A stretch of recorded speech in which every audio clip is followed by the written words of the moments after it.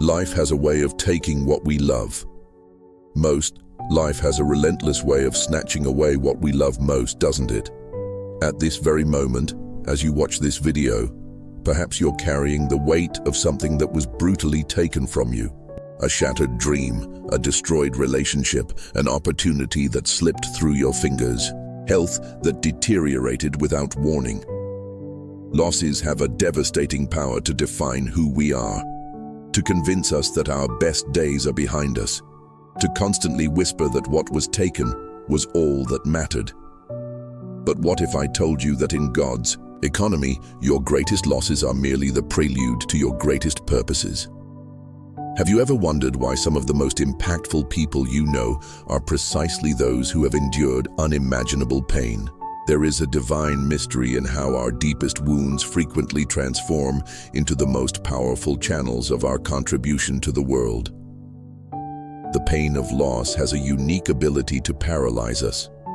It convinces us that what was taken defines our entire future. It makes us fix our gaze on the ruins instead of seeking the foundations that still remain. And it's exactly at this point that many of us get stuck, contemplating what was lost instead of recognizing what remains. When we lose something significant, two realities come into conflict within us. The first pushes us toward perpetual grieving, obsessively counting what was taken from us. The second, more subtle and often ignored, invites us to make an honest inventory of what remained intact, however small it may seem.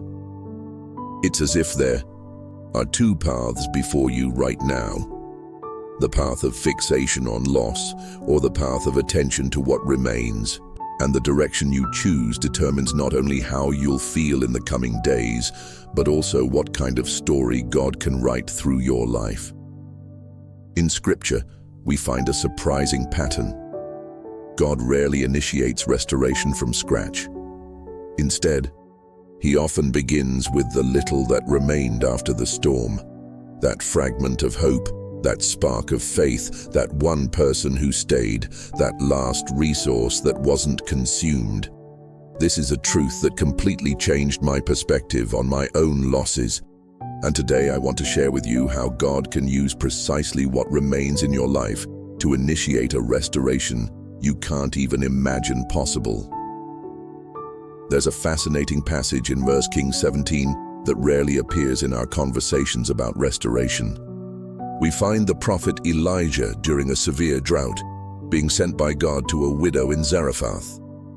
When he arrives, he finds a woman at her limit, gathering sticks to prepare her last meal before, in her own words, dying with my son. All she had left was a handful of flour in a jar and a little oil in a jug. It almost seems cruel that Elijah asks for himself first. But then comes an extraordinary promise. The flour in the jar will not be used up, and the oil in the jug will not run dry. And so it happened. Restoration began not with abundant rain or a full barn, but with the last handful of flour and the last drop of oil. This divine dynamic resonates with what Jesus did in John 6 when he fed more than 5,000 people. The text tells us, Jesus took the 5 loaves and 2 fish, and looking up to heaven, gave thanks and broke them. The miracle didn't begin with a feast already prepared. It began with the little that a boy had. Let's think about the historical context of this episode. We're talking about a crowd in a remote region, far from cities. In the culture of that time, traveling without adequate provisions was extremely risky. People were expected to bring their own food for such journeys. The fact that only one boy had 5 loaves and 2 fish shows how unprepared the crowd was.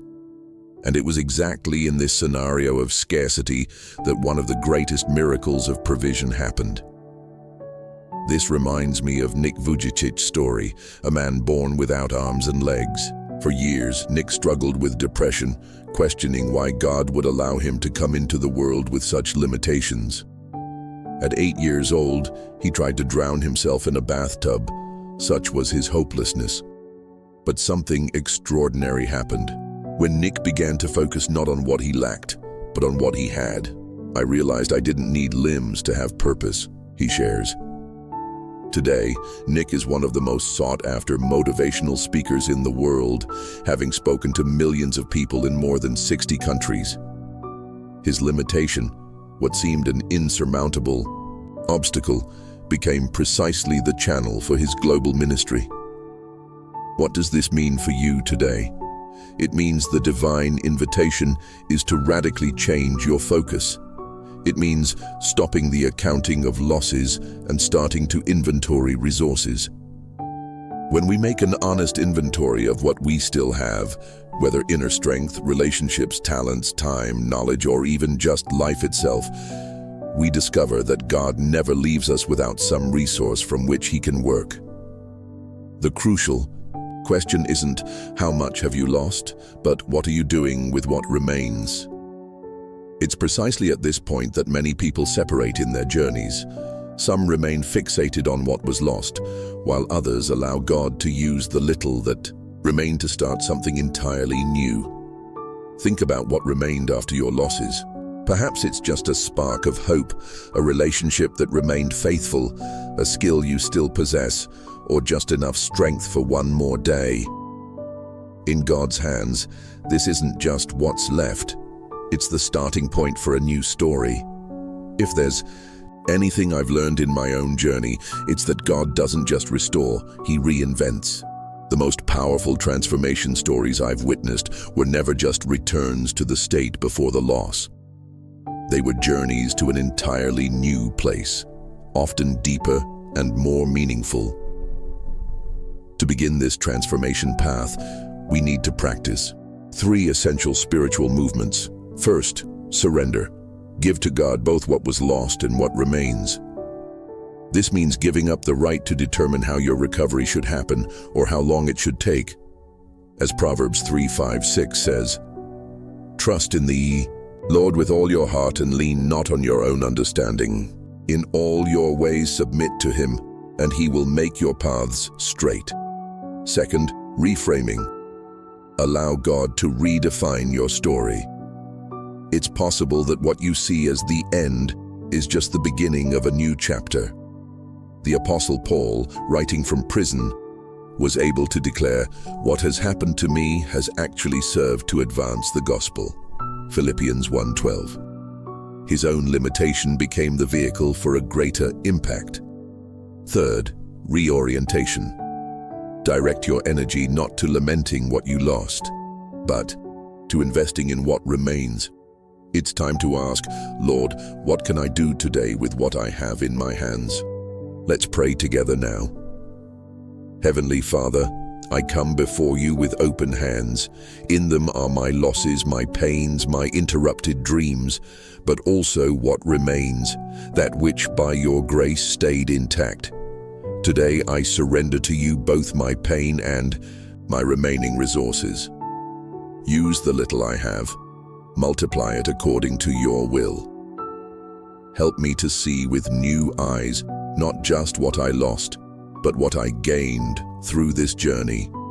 Give me courage to take the next step, even when the path isn't clear. In Jesus' name, amen. Now, I want to suggest 2 practical steps for you to take today. First, make a resource inventory. Take a sheet of paper and list everything you still have at your disposal.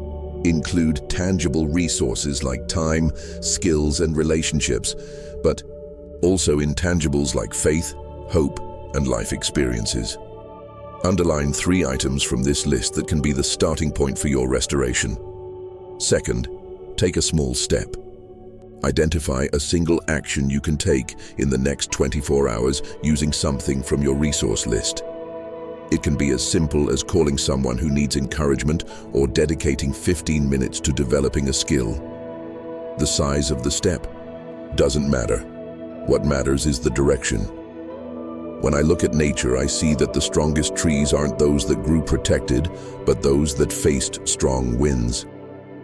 Their trunks twist and adapt, developing a strength that trees in controlled environments will never know. The storms didn't weaken them, On the contrary, they revealed and strengthened their true potential.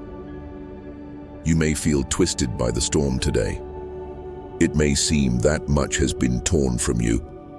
But remember, the same force that bent you also revealed a resilience you didn't know you possessed. And it's this resilience, this small remainder that survived the storm, that God will use to write the next chapters of your story. Paths with God family. If this message touched your heart today, I need you to do 3 things. First, click the subscription button right now and activate the bell for notifications. This is a spiritual commitment we have to you, bringing transformative truths in the moments you need them most. Second, share this video with at least one person who is facing significant losses. It might be exactly the word they need to take, the next step in their healing journey. Lastly, tell us in the comments where you're watching from and how old you are. We want to know better who you are and build an authentic community. And feel free to share what's in your heart at this moment, your struggles, your victories, your hopes. This is a safe space. Always remember, it's not the size of what remains that matters, but in whose hands you place what's left. In God's hands, 5 loaves feed multitudes, and your little can become more than enough. Until our next meeting, may the peace of God, which transcends all understanding, guard your heart and your mind in Christ Jesus.